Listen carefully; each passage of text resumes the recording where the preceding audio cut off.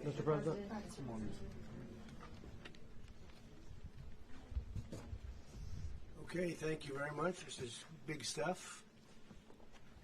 We appreciate you being here.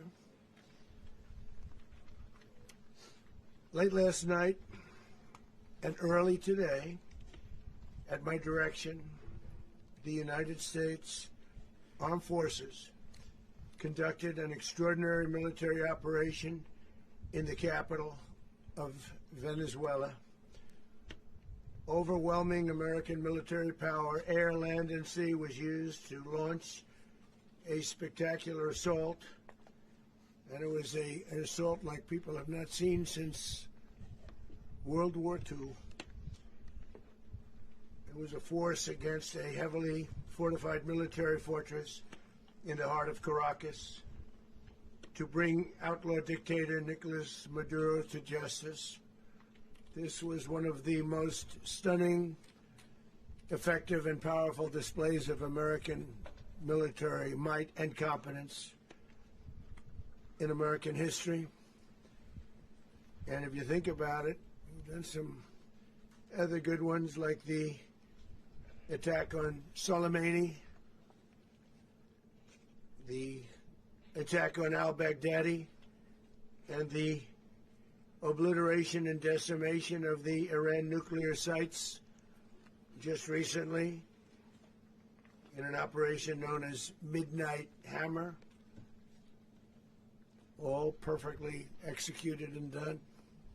No nation in the world could achieve what America achieved yesterday, or frankly in just a short period of time.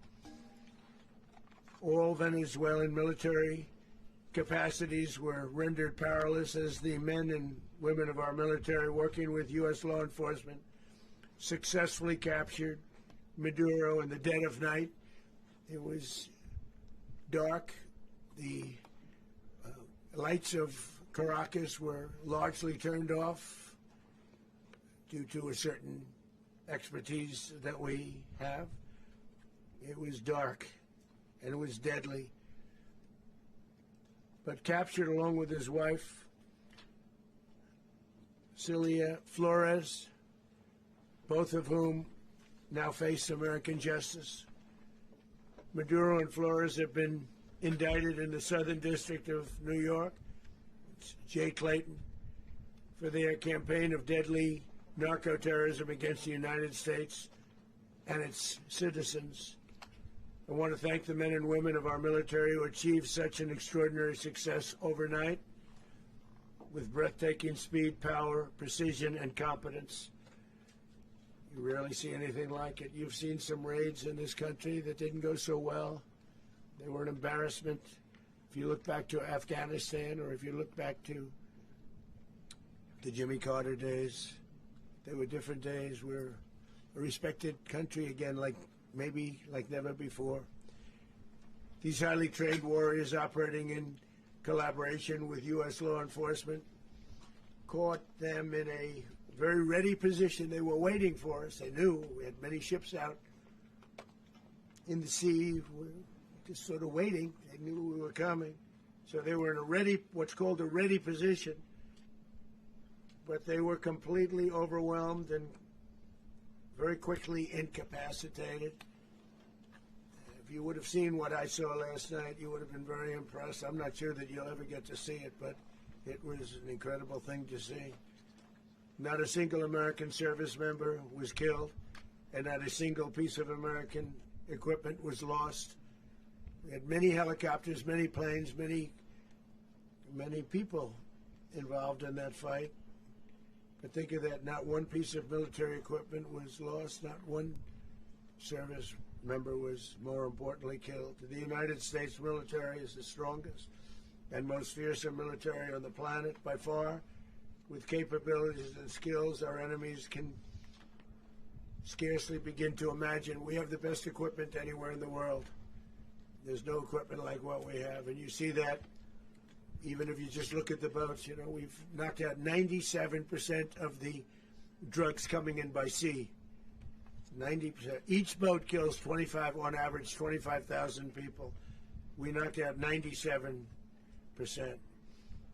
and those drugs mostly come from a place called Venezuela.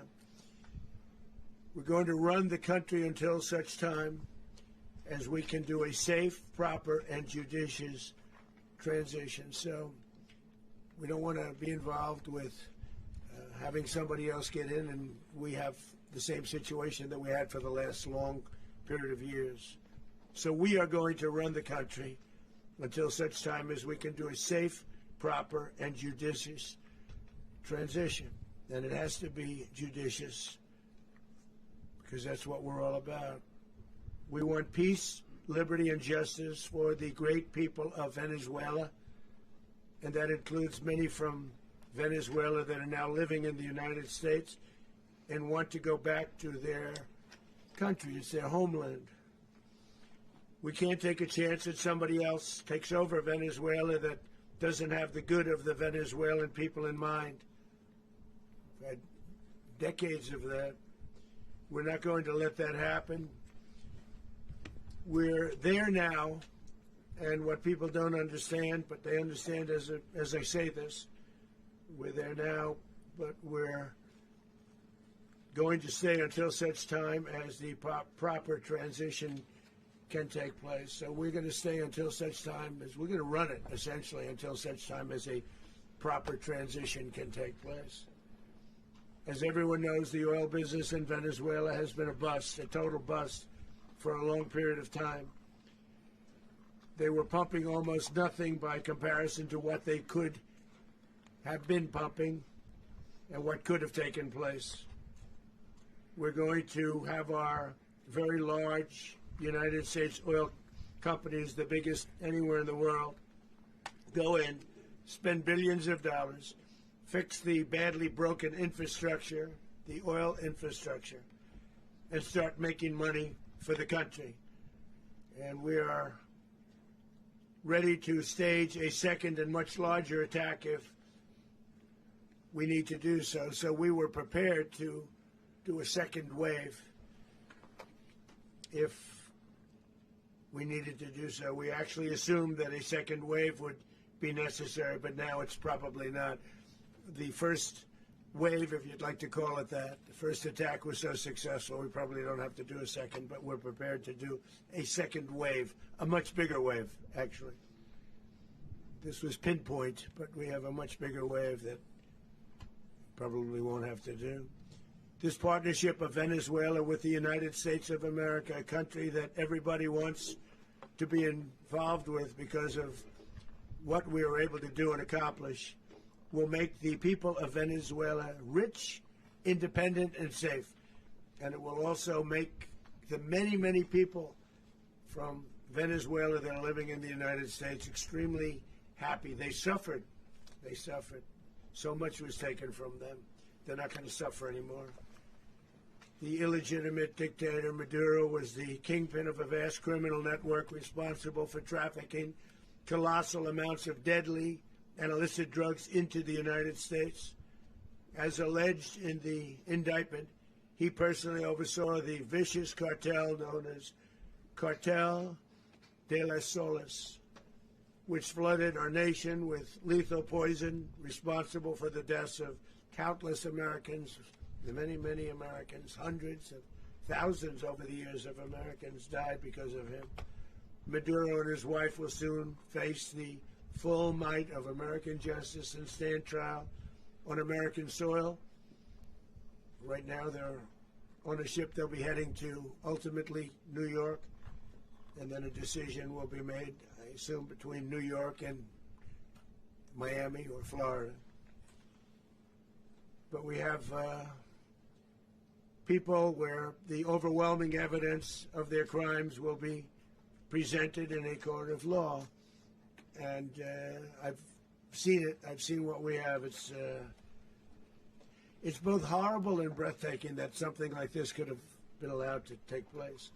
For many years after his term as president of Venezuela expired, Maduro remained in power and waged a ceaseless campaign of violence, terror, and subversion against the United States of America, threatening not only our people, but the stability of the entire region.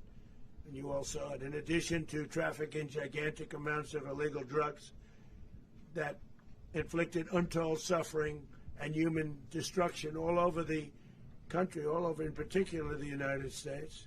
Maduro sent savage and murderous gangs, including the bloodthirsty prison gang Tren de Aragua, to terrorize American communities nationwide, and he did indeed. They were in Colorado. They took over apartment complexes. They cut the fingers off people if they called police. They were brutal, but they're not so brutal now. And I just have to congratulate our military, Pete, and everybody, and our National Guard, because the job that they've done, whether it's in Washington, D.C., where we have a totally safe city, where it was one of the most unsafe cities anywhere in the world, frankly, and now we have no crime in Washington, D.C. We haven't had a killing. We had the terrorist attack a few weeks ago. A little bit of a different kind of a threat, but we haven't had a killing in a long period of time, 6-7 months. We used to have on average two a week in Washington, our capital. We don't have that anymore. The restaurants are opening. Everyone's happy. They're walking their daughters. They're walking their children, their wives. They walk to restaurants. Restaurants are opening all over Washington, D.C. So I want to thank the National Guard. I want to thank our military. And I want to thank law enforcement. It's been amazing. And they should do it with more cities. We're doing it, as you know, and we're doing it in Memphis, Tennessee right now, and crime is down. We've just sort of started a few weeks ago, but crime is down now 77%. And the governor of Louisiana called, great person, and he wanted us to help him, as you know, in a certain very nice part of Louisiana. And we have done that. It was a rough section, and we have crime down. I understand it's down to almost nothing already after 2.5 weeks. New Orleans, it's down to almost nothing, and we've only been there for 2.5 weeks. Can't imagine why governors wouldn't want us to help. We also helped, as you know, in Chicago, and crime went down a little bit there. We did a very small help because we had no working ability with the governor. The governor was a disaster, and the mayor was a disaster. But it knocked down crime. But we're pulling out of there. When they need us, we'll know. You'll know. You'll be writing about it. And likewise, Los Angeles, where we saved Los Angeles early on, where the head of the police department made a statement that if the federal government didn't come in, we would have lost Los Angeles. That's long after the fires. That's when they had the riots in Los Angeles. We did a great job. Got no credit for it whatsoever, but that's okay. It doesn't matter. We don't need the credit. But we'll be pulling out when they need us. They'll call, or we'll go back if we have to. We'll go back. But we did a great job in various cities. But the place that we're very proud of is Washington, D.C., because it's our nation's capital. We took it from being a crime-ridden mess to being one of the safest cities in the country. But the gangs that they sent raped, tortured, and murdered American women and children. They were in all of the cities I mentioned, Tren de Aragua. And they were sent by Maduro to terrorize our people, and now Maduro will never again be able to threaten an American citizen or anybody from Venezuela. There will no longer be threats. For years I've highlighted the stories of those innocent Americans whose lives were so heartlessly robbed by this Venezuelan terrorist organization. Really one of the worst. One of the worst. They say the worst. Americans like 12-year-old Jocelyn Nungary from Houston. Beautiful Jocelyn Nungary. What happened to her? They, as you know, they kidnapped, assaulted, and murdered by Tren de Aragua animals. They murdered Jocelyn and left her dead under the bridge. There was a bridge that will never be the same to so many people after seeing what happened. As I've said many times, the Maduro regime emptied out their prisons, sent their worst and most violent monsters into the United States to steal American lives. And they came from mental institutions and insane asylums. They came from prisons and jails. The reason I say both, they sound similar. Actually, prisons a little bit more hostile, a little bit tougher. A mental institution isn't as tough as an insane asylum, but we got them both. They sent from their mental institutions. They sent from their jails, prisons. They were drug dealers. They were drug kingpins. They sent everybody bad into the United States. But no longer. And we have now a border where nobody gets through. In addition, Venezuela unilaterally seized and stole American oil, American assets, and American platforms, costing us billions and billions of dollars. They did this a while ago, but we never had a president that did anything about it. They took all of our property. It was our property. We built it. And we never had a president that decided to do anything about it. Instead, they fought wars that were 10,000 miles away. We built Venezuela oil industry with American talent, drive, and skill, and the socialist regime stole it from us during those previous administrations, and they stole it through force. This constituted one of the largest thefts of American property in the history of our country. Considered the largest theft of property in the history of our country. Massive oil infrastructure was taken like we were babies, and we didn't do anything about it. I would have done something about it. America will never allow foreign powers to rob our people or drive us back into and out of our own hemisphere. That's what they did. Furthermore, under the now deposed dictator Maduro, Venezuela was increasingly hosting foreign adversaries in our region and acquiring menacing offensive weapons that could threaten U.S.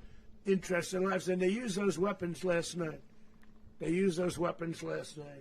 Potentially in league with the cartels operating along our border.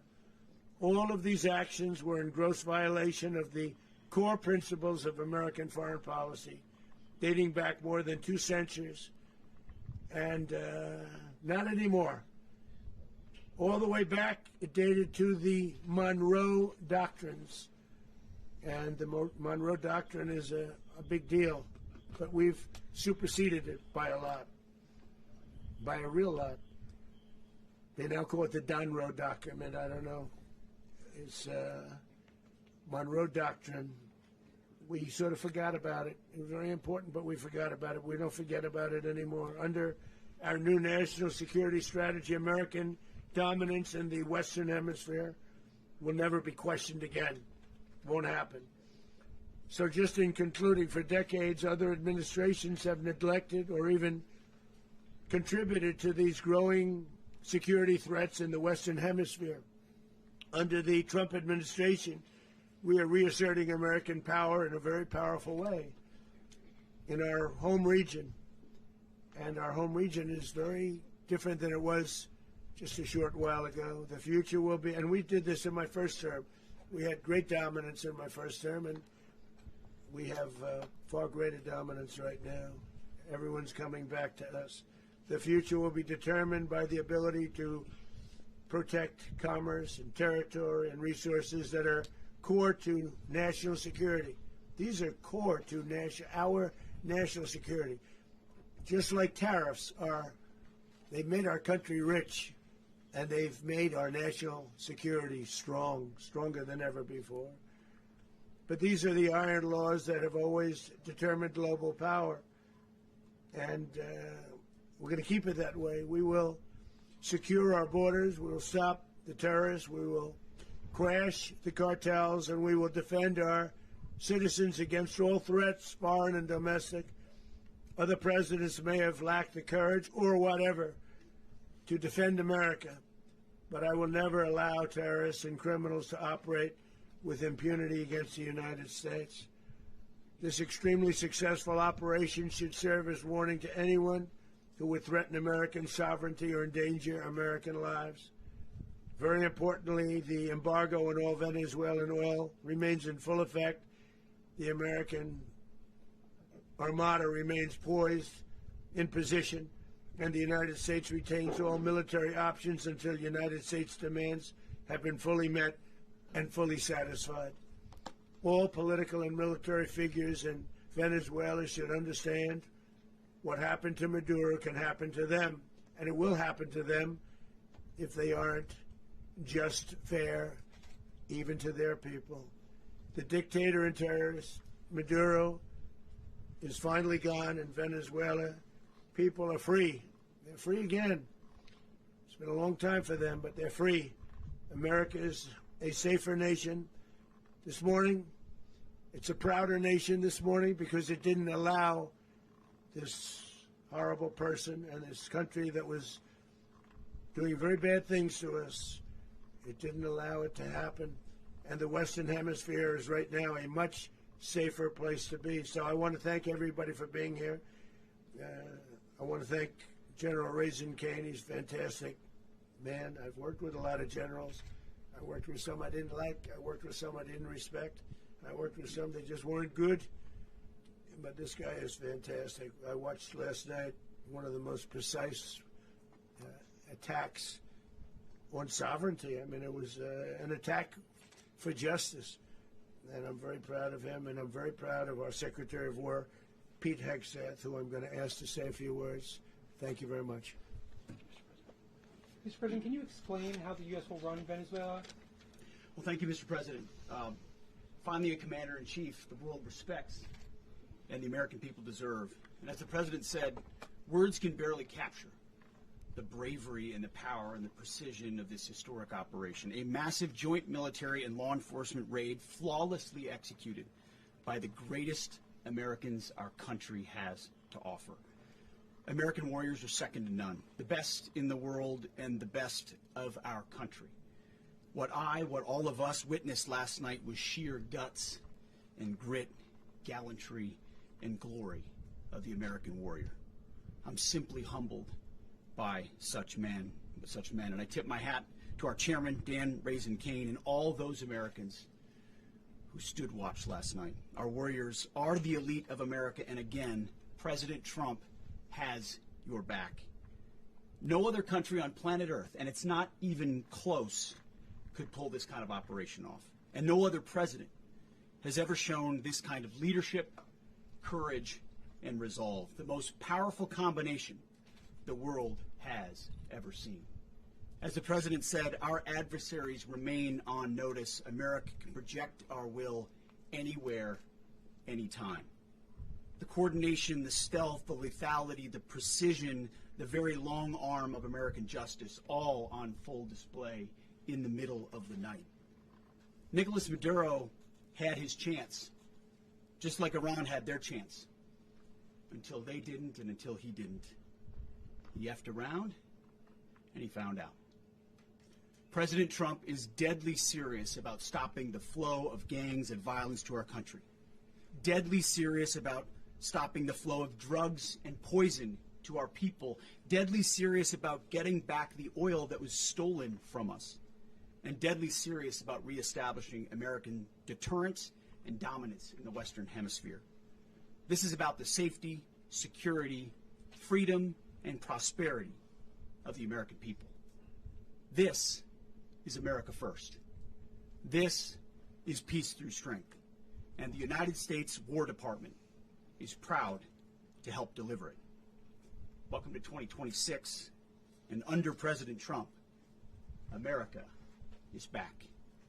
I'd like to welcome now our chairman, Chairman Raisin Kane, to give a few more details about the operation. Mr. Chairman. Thank you, Mr. Secretary. Thank you, Mr. President, and good morning. Last night, on the order of the President of the United States and in support of a request from the Department of Justice, as the President said, the United States military conducted an apprehension mission in Caracas, Venezuela, to bring to justice two indicted persons, Nicolas and Cecilia Maduro. This operation, known as Operation Absolute Resolve, was discreet, precise, and conducted during the darkest hours of January 2nd and was the culmination of months of planning and rehearsal, an operation that, frankly, only the United States military could undertake. What I'd like to do this morning is talk to you through some of the preparation and the details without compromising any of our tactics, techniques, and procedures. There is always a chance that will be tasked to do this type of mission again. Our interagency work began months ago and built on decades of experience of integrating complex air, ground, space, and maritime operations.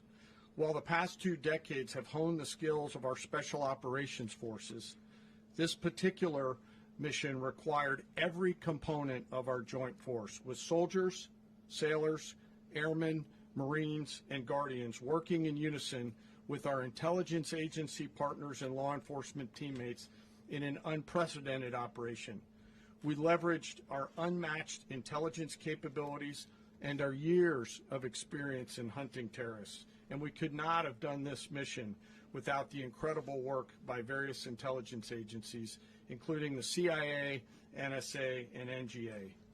We watched, we waited, we prepared, we remained patient and professional. This mission was meticulously planned, drawing lessons from decades of missions over the last many years, many missions over these last many years. This was an audacious operation that only the United States could do. It required the utmost of precision and integration within our joint force. And the word integration does not explain the sheer complexity of such a mission. An extraction so precise it involved more than 150 aircraft launching across the Western Hemisphere in close coordination, all coming together in time and place to layer effects for a single purpose: to get an interdiction force into downtown Caracas while maintaining the element of tactical surprise. Failure of one component of this well-oiled machine would have endangered the entire mission, and failure is never an option for America's joint force. Those in the air over Caracas last night were willing to give their lives for those on the ground and in the helicopters. Let me talk a little bit about the preparation.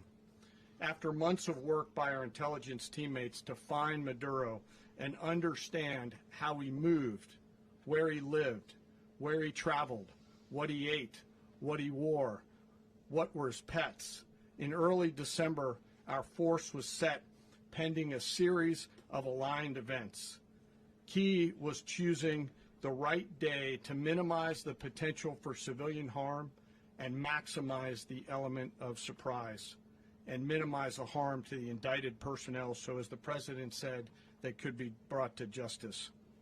And as the President said earlier today, weather in Venezuela is always a factor this time of the year.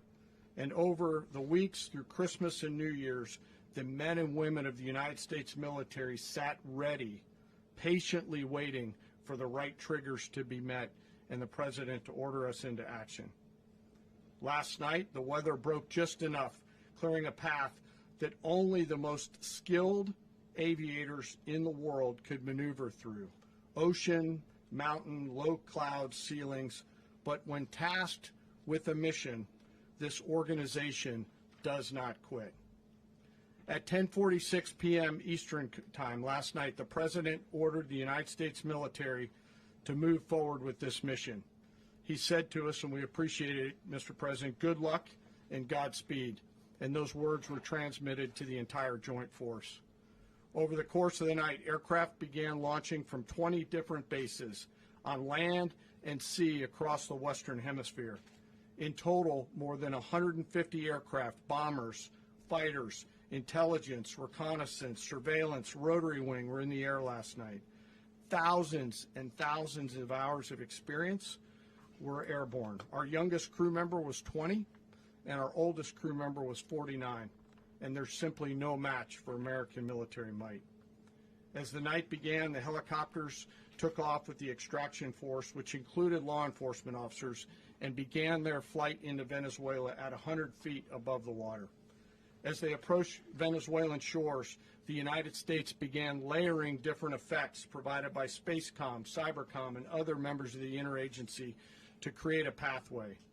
Overhead, those forces were protected by aircraft from the United States Marines, the United States Navy, the United States Air Force, and the Air National Guard. The force included F-22s, F-35s, F-18s, EA-18s, E-2s, B-1 bombers, and other support aircraft, as well as numerous remotely piloted drones. As the force began to approach Caracas, the Joint Air Component began dismantling and disabling the air defense systems in Venezuela, employing weapons to ensure the safe passage of the helicopters into the target area. The goal of our air component is, was, and always will be to protect the helicopters and the ground force and get them to the target and get them home. As the force crossed the last point of high terrain where they'd been hiding in the clutter, we assessed that we had maintained totally the element of surprise. As the helicopter force ingressed towards the objective at low level, we arrived at Maduro's compound at 1:01 a.m. Eastern Standard Time, or 2:01 a.m. Caracas local time, and the apprehension force descended into Maduro's compound and moved with speed, precision, and discipline towards their objective, and isolated the area to ensure the safety and security of the ground force while apprehending the indicted persons.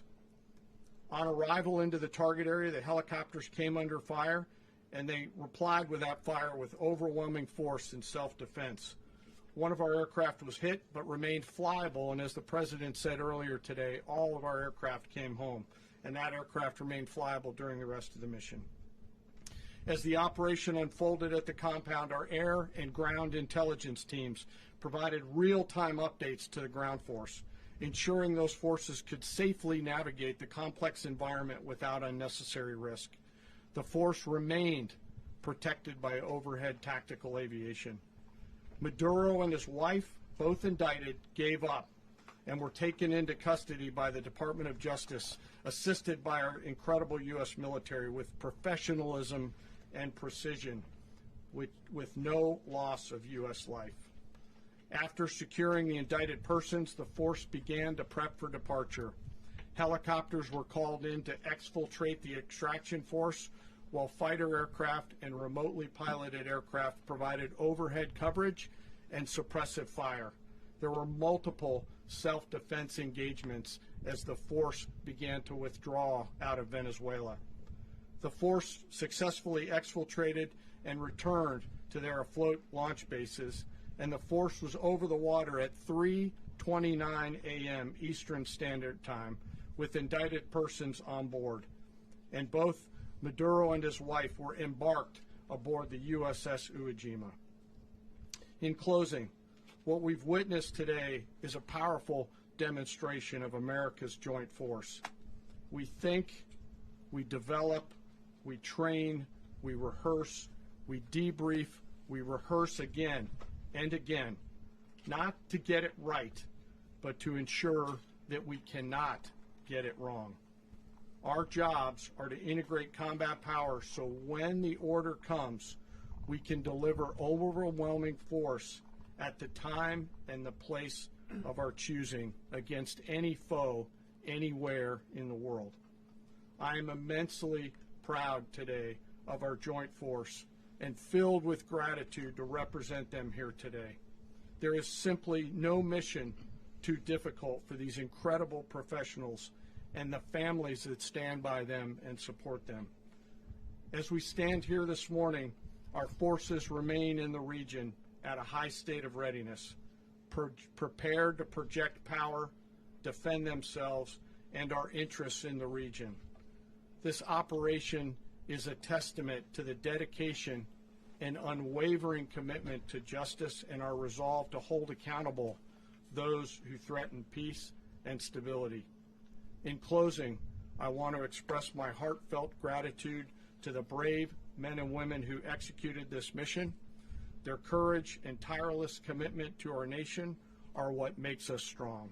Thank you, Mr. Secretary, and thank you, Mr. President. Well, I don't have much to add to what you've heard now, other than the following points. Nicolas Maduro was indicted in 2020 in the United States. He is not the legitimate president of Venezuela. That's not just us saying it. The first Trump administration the Biden administration, the second Trump administration, none of those three recognized him. He's not recognized by the European Union and multiple countries around the world. He is a fugitive of American justice with a $50 million reward, which I guess we saved $50 million. And We should make sure. yeah, exactly. But Don't let anybody claim it. Nobody deserves it but us. But I want to be clear about one thing. Nicolas Maduro had multiple opportunities to avoid this. He was provided multiple very, very, very generous offers and chose instead to act like a wild man, chose instead to play around. And the result is what we saw tonight.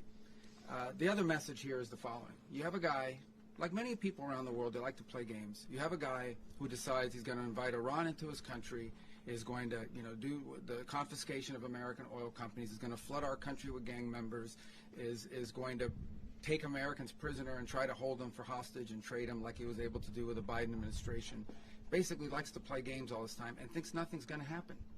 And I hope what people now understand is that we have a president. The 47th president of the United States is not a game player. When he tells you that he's going to do something, when tells you he's going to address a problem, he means it. He actions it. I can tell you, I've watched this process now for 14, 15 years, been around it. Everybody talks. I'm going to do this. I'm going to do that. When I get there, we're going to do this. We're going to take. This is a president of action. Like, I don't understand yet how they haven't figured this out. And now, if you don't know, now you know.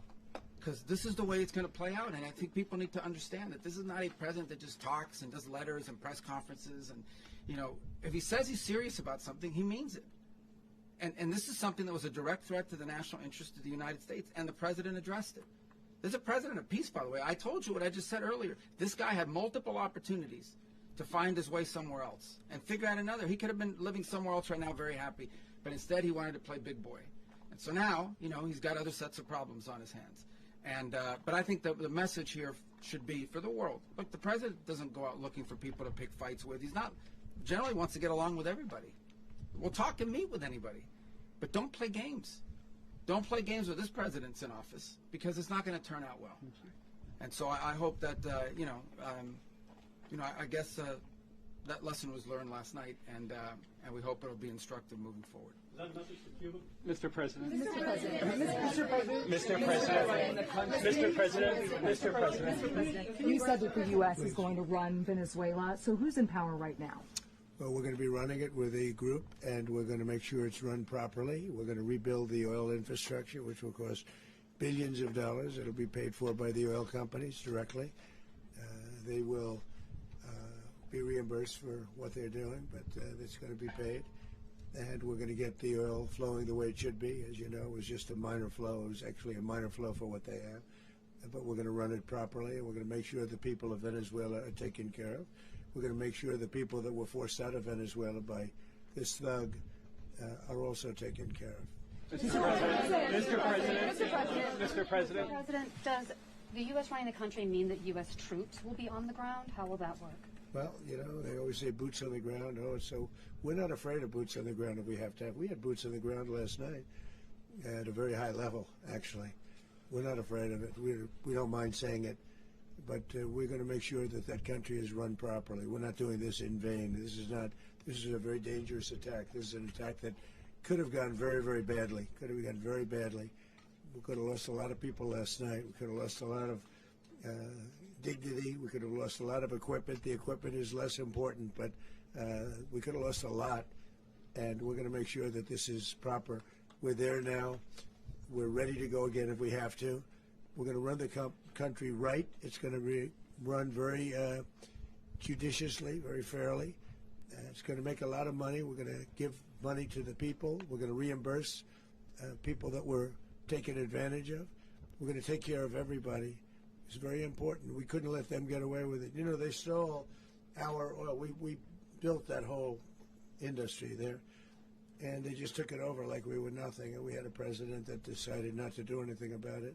So we did something about it. We're late, but we did something about it. Yeah, please. Mr. President, can you explain the exact mechanism by which you're going to run the country? Are you going to designate a U.S. official to coordinate? It's all being done right now. We're designating people. We're talking to people. We're designating various people, and we're going to let you know who those people are. Mr. President. What's the group you mentioned that would run Venezuela? Well, it's largely going to be, for a period of time, the people that are standing right behind me. We're going to be running it. We're going to be bringing it back. It's a dead, I talk about a dead country. A year and a half ago, we were a dead country. Now we're the hottest country anywhere in the world. We're a country doing better than any country anywhere in the world. And it required leadership. Venezuela has a lot of bad people in there, a lot of bad people that shouldn't be leading. We're not going to take a chance that one of those people take over for Maduro.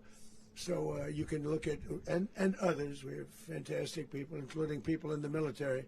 So we're going to have a group of people running it until such time as it can be put back on track, make a lot of money for the people, and give people a great way of life, and also reimbursement for people in our country that were forced out of Venezuela. Mr. President, Rubio would be. You said earlier today that you weren't going to back Machado to come back and be the opposition leader in your Fox and Friends interview. And then you also mentioned the vice president of Venezuela. Are you going to work with the vice president of Venezuela, or how do you foresee the relationship Well, going? I understand she was just sworn in, but she was, as you know, picked by Maduro.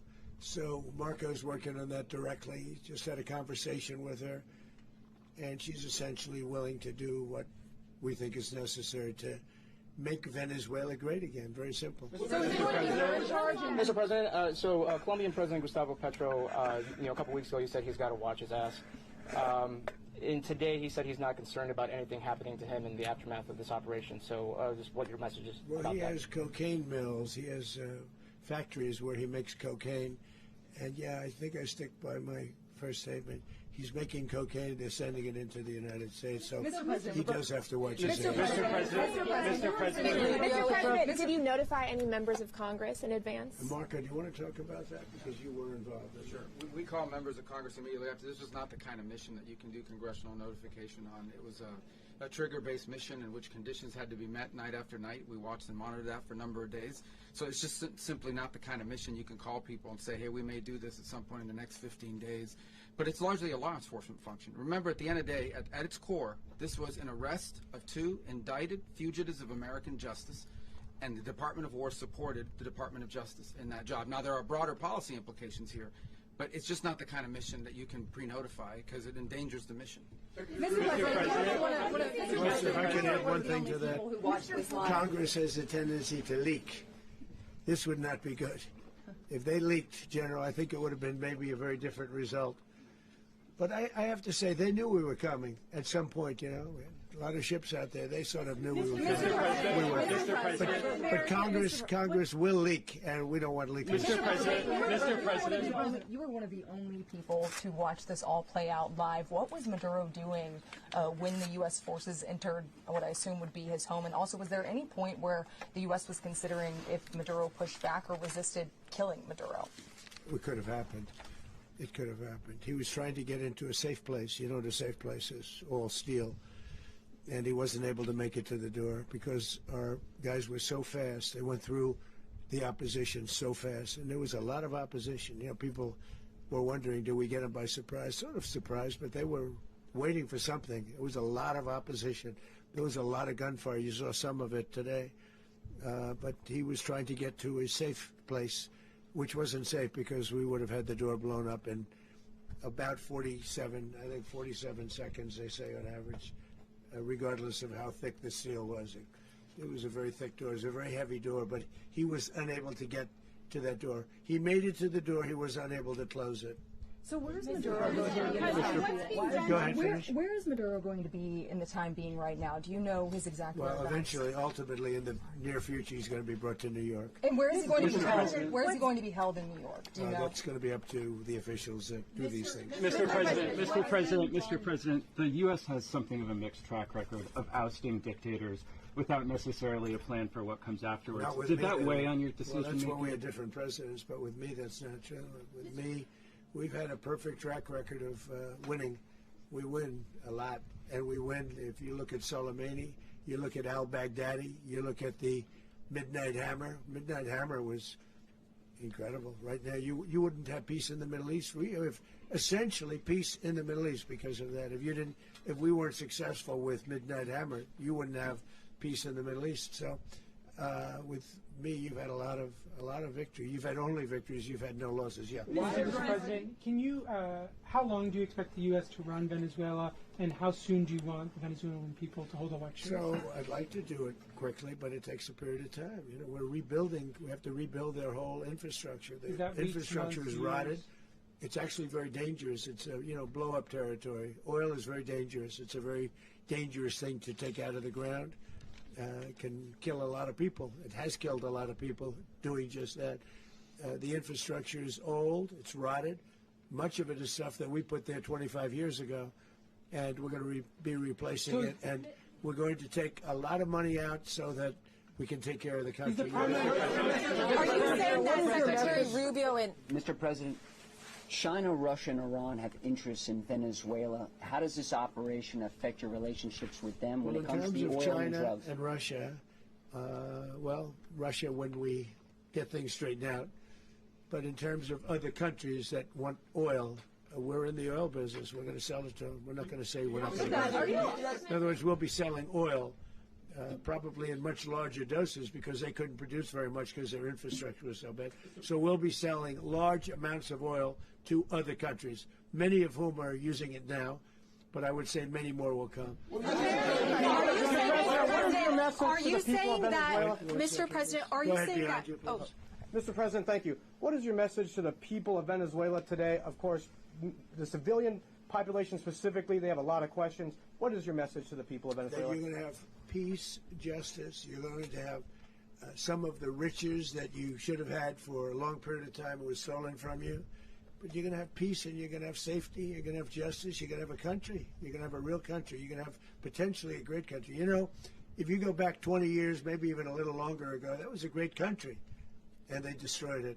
Remember I said that if we lose this election, the United States will be Venezuela on steroids. That's what would have happened. Had we lost the election, the 2024 election, we suffered so badly. When you look at the border from 2020, what they did, what Joe Biden administration did to our country should never be forgotten. But if we had to go through another year of that, we wouldn't have. We would be exactly where Venezuela was in terms. I used to say, if they win, we're going to be Venezuela on steroids, and that's what would have happened. President, thank you. Are you saying that Secretary Hegseth and Rubio are going to be running Venezuela, and will you be sending in U.S. military troops to provide? They're going to be a team that's working with the people of Venezuela to make sure that we have Venezuela right. Because for us to just leave, who's going to take over? I mean, there is nobody to take over. You have a vice president who's been appointed by Maduro. And right now she's the vice president, and she's, I guess, the president. She was sworn as president just a little while ago. She had a long conversation with Marco, and she said, we'll do whatever you need. I think she was quite gracious, but she really doesn't have a choice. We're going to have this done right. We're not going to just do this with Maduro, then leave like everybody else, leave and say, let it go to hell. If we just left, it has zero chance of ever coming back. We'll run it properly. We'll run it professionally. We'll have the greatest oil companies in the world go in and invest billions and billions of dollars and take out money, use that money in Venezuela. And the biggest beneficiary are going to be the people of Venezuela. And also, I can't stress this strongly enough, the people that got thrown out of Venezuela that are now in the United States, and frankly, some want to stay, and some probably want to go back. Yeah. So, Mr. President, what is being done to protect Americans in the country, and were any of the detained Americans Well, right now they're very last protected night? because nobody's going to mess with us. They're very protected. The people of, and we let them know that you better not touch one of them. Are you concerned that bad elements of the Maduro regime will remain in place? Well, we know who they are. We're on them, and they're acting much differently now than they would have acted 2 days ago. And what can you okay, say wait, about behind you, please. Mr. President, why is running a country in South America America first? Well, I think it is because we want to surround ourselves with good neighbors. We want to surround ourselves with stability. We want to surround ourselves with energy. We have tremendous energy in that country. It's very important that we protect it. We need that for ourselves. We need that for the world. And we want to make sure we can protect it. Yes, sir. Please, go ahead. Yeah, is there a message here for Cuba and Diaz-Canel? Well, Cuba's an interesting case. Cuba is, not doing very well right now. That system has not been a very good one for Cuba. The people there have suffered for many, many years. And I think Cuba is going to be something we'll end up talking about, because Cuba is a failing nation right now, very badly failing nation. And we want to help the people. It's very similar in the sense that we want to help the people in Cuba, but we want to also help the people that were forced out of Cuba and living in this country. Do you want to say something about that, Marco, please? Well, I mean, I just gave you a statement a few minutes ago about, when the president speaks, you should take him seriously. So suffice it to say, Cuba is a disaster. It's run by incompetent, senile men, and in some cases, not senile, but incompetent nonetheless. It has no economy. It's in total collapse. And by the way, they were, all the guards that helped protect Maduro, this is well known, their whole spy agency, all that were full of Cubans. I mean, they basically, it's amazing. This poor island took over Venezuela in some cases. One of the biggest problems the Venezuelans have is they have to declare independence from Cuba that tried to basically colonize it from a security standpoint. So, yeah, look, if I lived in Havana and I was in the government, I'd be concerned, at least a little bit. Are you cutting off the oil flow to Cuba from Venezuela? Well, the president already announced a week ago that anything that's sanctioned, it's sanctioned oil, it's not going to be allowed to get there. So that's an The answer is yes. Mr. President, yes. Is the U.S. aware of the location of opposition leader Machado, and have you been in contact with her? No, we haven't really. No, we haven't. Mr. President, on Monday. Oh, I think it would be very tough for her to be the leader. She doesn't have the support within, or the respect within the country. She's a very nice woman, but she doesn't have the respect. Mr. President, is it possible that the U.S. ends up administrating Venezuela for years? Well, it won't cost us anything, because the money coming out of the ground is very substantial, so it's not going to cost us anything. So the U.S. isn't going to dedicate any money to...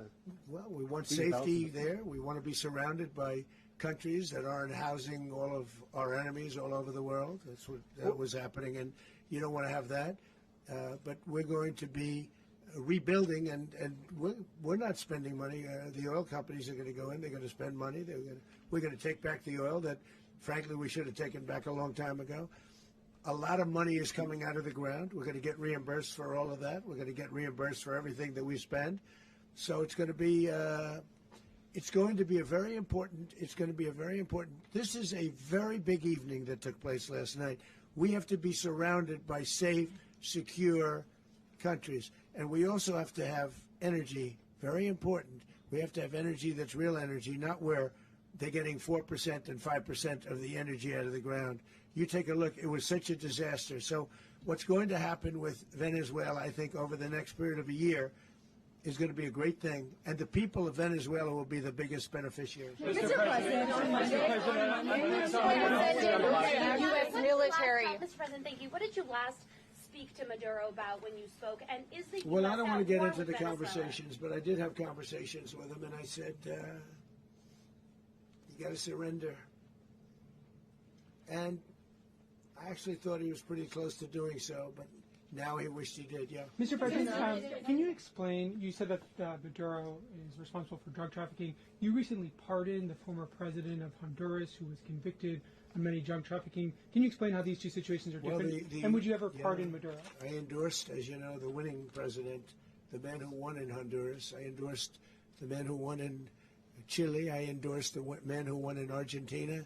And we are doing very well with that whole group. What the man that I pardoned was, if you could equate it to us, he was treated like the Biden administration treated a man named Trump. That didn't work out too well for them. This was a man who was persecuted very unfairly. He was the head of the country.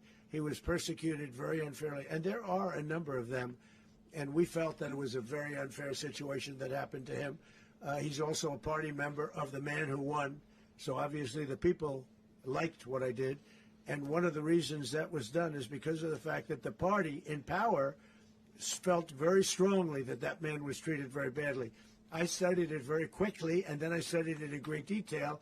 I went to a lot of the people standing behind me, and they felt that that man was persecuted and treated very badly. That's why I gave him a pardon. Mr. President, you referenced boots on the ground earlier. Can you just sort of button this up? Do you envision the U.S. military having a presence in Venezuela as the U.S. runs that country? No, we're going to have a presence in Venezuela as it pertains to oil, because we have to have, we're sending our expertise in. So you may need something, not very much. But no, we're going to be taking out a tremendous amount of wealth out of the ground. and that wealth is going to the people of Venezuela and people from outside of Venezuela that used to be in Venezuela. And it goes also to the United States of America in the form of reimbursement for the damages caused us by that country.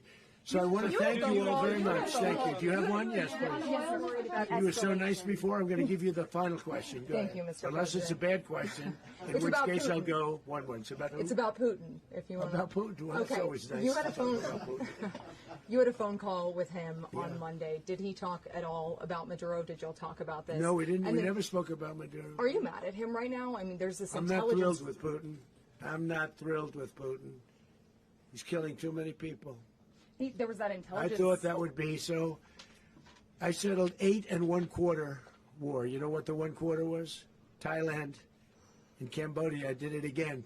They broke out, and I did it in about 5 hours, and I settled it. I'm giving myself 1/4, so I'm up to now 8 1/4. In other words, I settled the war, but then they broke out. They had a pretty bad breakout over the last 4 days. I got them to go back to peace.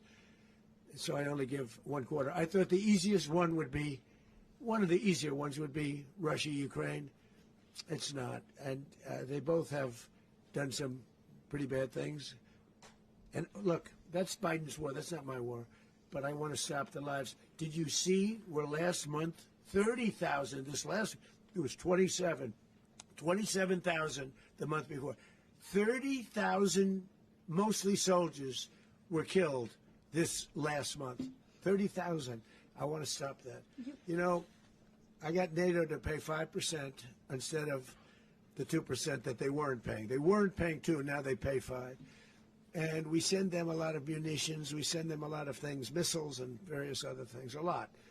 And they pay. The United States is not losing money. We're probably making money on that. It's the last thing I care about. I just want to stop all those people. We're losing 25, 30,000 human beings. They come from 2 places that are very far away. But if I can stop, because it's something I've been pretty good at doing, deals, I guess. It's all a deal. Life is a big deal. But if I can stop that war and stop 30,000 young people, in addition to the fact that people are being killed in Kiev, people are being killed in other cities throughout, you know, a much smaller number, but they're being killed, viciously killed. So I'm not happy about it. I thought that would be something that would get solved. We have Mr. Witkoff here. I think that we're making progress, but that's a war that should have never happened. If I were president, it would have never happened. Putin says it. Everybody says it. If I were president, that would have never happened. But I inherited that war. That was Joe Biden, Zelensky, and Putin. I came into the situation, and it's a mess. And I will say this. I watched an operation last night that was so precise, that was so brilliant. I mean, it was incredible. If we had our people, like this general, and our people involved, that war would not have gone on very long, that I can tell you. You told me that war, to use an old term, that war has become a bloodbath, and we want it to get stopped. Thank you very much. Are you concerned a rogue Venezuelan general to take over the country? Can you talk about your conversation with the Vice President?